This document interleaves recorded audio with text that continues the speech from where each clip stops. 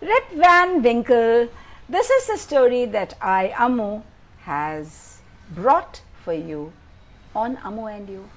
Interesting stories all the time, and today an equally interesting story, Rip Van Winkle.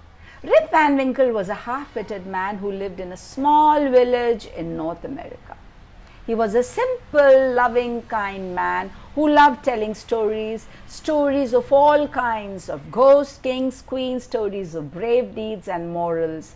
Not only human beings, even the animals loved him, except his wife, who all the time nagged him for not working at all and not being able to earn anything. One day when Rip was sitting with his friends telling them stories, his wife stormed there and said, "What the hell are you doing all the day? Why can't you go up to the mountains at least and see if there is something that you can do?" Trying to get rid of his wife's anger, Rip Van Winkle decided to go to the mountains and set off with a big hat on his head and wearing a long loose coat. He kept singing to himself and he kept climbing the mountains till he met a dwarf who was carrying a big box on his shoulders. Rip Van felt sorry for him and he offered to help. "May I help you, please?" The dwarf gave the box to him to carry and took Rip with the box to a beautiful flat land. Rip Van Winkle kept the box there and he saw 7 other dwarfs there wearing strange costumes and playing some strange game. The dwarf who had brought Rip Van Winkle there opened the lid of the box and Rip saw some strange shiny liquidy substance there. The dwarfs one by one came there with a cup in their hands, dipped it, filled the substance, drank it and went back to their places. Seeing them drink, Rip Van Winkle also felt thirsty and he also drank a cup of the substance. As soon as he drank, he felt sleepy and fell off to sleep. When he woke up, he found himself lying in the place where he had first met the dwarf. He took a deep yawn and stood up and looked around to find no one there, no dwarfs. He was all alone. When he looked at himself, he found that his coat, pant and hat all were torn. Even his shoes were torn. When Rip looked at his gun, it was rusted. He tried to pick it up and it crumbled into pieces. Then he remembered the drink.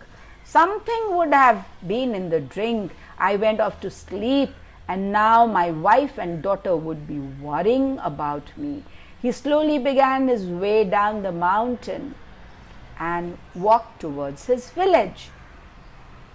After a long walk, at early hours of the day, he reached the village. All the villagers were staring at him. Nobody could recognize him, neither could he.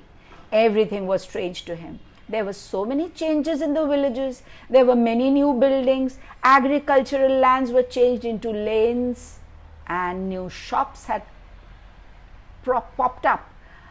Villagers were staring at him. Children were following him till he reached his house. He was shocked to see his house in ruins. He broke into tears, not finding his family there. With heavy heart, he walked away from there. In a mirror hanging in a barber's shop, he found himself an old man with wrinkles on his face and long white beard. His clothes, hat, shoes were all tattered. He was a stranger to himself and he did not understand how this change had happened. Everything looked so different.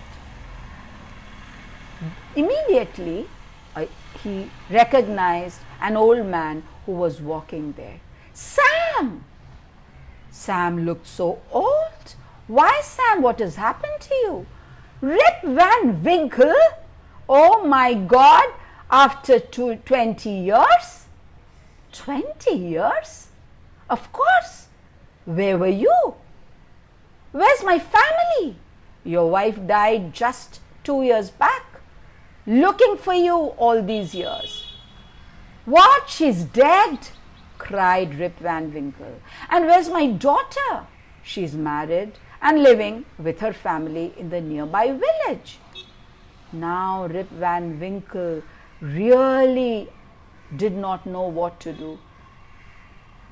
How did all this happen?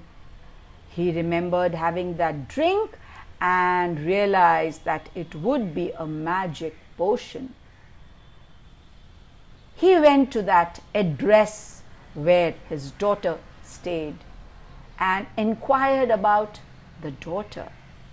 The lady there said, "Rip, you wait here. I will go and tell your daughter about your return." Rip sat down on a bench. Soon his daughter came there carrying her own baby. Both father and daughter were meeting after 2 decades. They hugged each other and began to weep. Then he told the adventurous story to his daughter. And henceforth, he started living with his daughter and grandchild, telling stories to the children out there. He told them about his adventurous story. Many believed, but many didn't. Did you believe his story? Like, share, subscribe, children. Press the bell icon. Share this channel with your friends so that they also get to hear such lovely stories. Thank you for your time. Wait for me when I come back again. Till then, Amu says, ta-ta.